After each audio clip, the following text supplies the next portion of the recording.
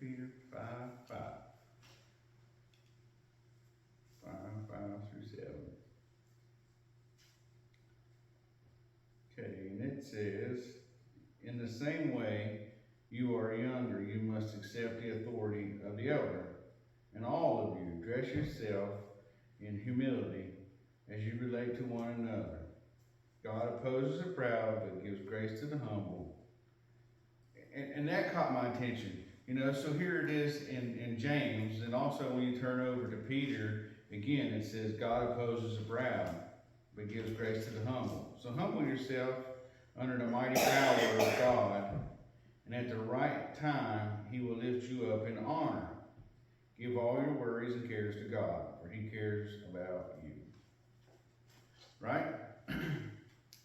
And coming up with, leading up to the object lesson today, you think about the basketball players in the world, and of course we know Michael Jordan, we know Shaq, we know Larry Bird, and if we would go up towards any one of them and try to challenge them one-on-one in basketball, who's going to win? They're going to win. Of course they're going to win. That's what they do. I mean, they get paid to do this. That's how good they are. And then you think about me in MMA fighting, mixed martial arts. John James is one pretty bad dude to me. He's a really awesome fighter. But then imagine going up to him trying to fight him. He would whip me all over the place, because that's just what he does. I mean, he's trained for that, and that's what he's good at. So me trying to go against. Think so. Well, of course, I'd still give it a shot, but I'd probably get whipped. But I'd be too stupid to quit, and I'd just keep on going, and then he'd end up in the hospital probably. But okay, golf. Imagine us going up against Tiger Woods. He don't even have to be on his good day, and he can still whip me in golf, man. I mean, he could beat me at putt-putt golf, probably. I'm not good at it, and of course, that's what he done. That's what his parents taught him. That's what when he was a little kid, they gave him a golf club, and he's out there hitting golf balls. And so us versus any one of these people, do we expect to win? Of course not. So why is it that we think that we can win against God with our lives? We're going to do it our way. We don't involve him because he is a creator. This is what he done. This is what he made. He is the best at it. Just like, the best at the golfing, the best at basketball, and the best at MMA. There's no way we can go up against him and win. So there's no way we can go up against God and win at this. Because his way is the best way. He knows best. He knows the better way in every way. We may think we know, but we don't.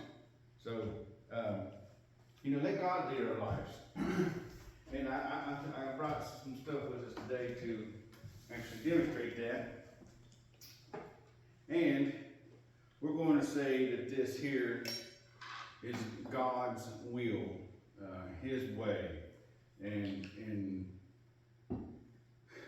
each one of these objects here got this big old rock, and we got this sponge, and we're going to say this is our hearts. How many times do we go through life and you hear that you have a hard heart? You have a hard heart. So how are you supposed to get a hard heart into God's way and will? You don't have it. You can't. It will not work. And again, that's like trying to go up against the basketball players. This being a basketball player and this be us. It don't match. It don't happen. They're going to whip you all over the place. They're going to whip me all over the place. But if we have this being our heart, and it takes a lot of work, it takes a lot of effort to go from this to this.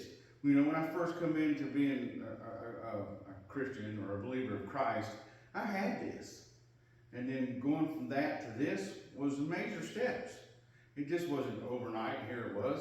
there was a whole lot of working and a whole lot of praying and a whole lot of talking to the Lord. But when like we humble our lives, we humble our heart to God, now this is what happens. You know, it gets pliable, and you start getting into God's will, and you're thinking, you know, this is a great big old sponge and all this.